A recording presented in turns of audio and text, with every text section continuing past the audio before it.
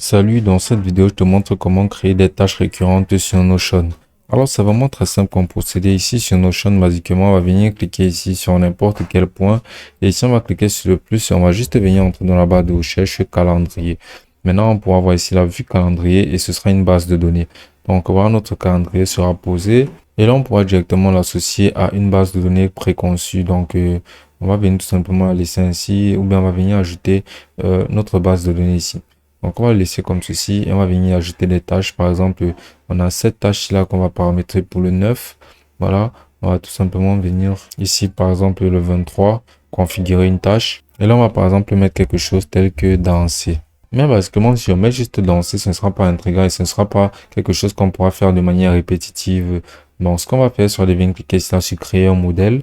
Et là, on va venir maintenant insérer ici danser.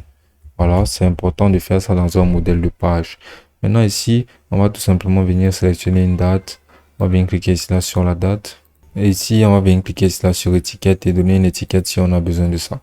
Mais sinon, on a juste à le laisser comme ceci. Et maintenant, on va juste simplement refermer ça. Et là, vu que dans ce sera donc inséré, ce qu'on va faire pour le coup sera de venir sur n'importe quelle autre plage de date, cliquer sur le plus et on pourra donc maintenant voir ici danser. Donc, on va juste cliquer sur danser et danser sera aussi appliqué.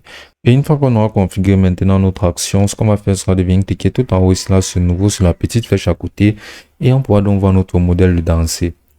Donc, on va venir cliquer sur les trois pour aligner juste à côté de danser, sur modifier. Et là, on pourra voir ici là répéter à l'intervalle de. On va cliquer ici là, on va venir mettre semaine. Donc, voilà, on va mettre une date de début demain. Et là, on va pouvoir mettre la récurrence au niveau de la date de fin. On peut venir mettre une date spécifique, mais ce ne sera pas nécessaire. Donc, ici, on va venir paramétrer toutes les une semaine. Là, on va venir cliquer sur enregistrer.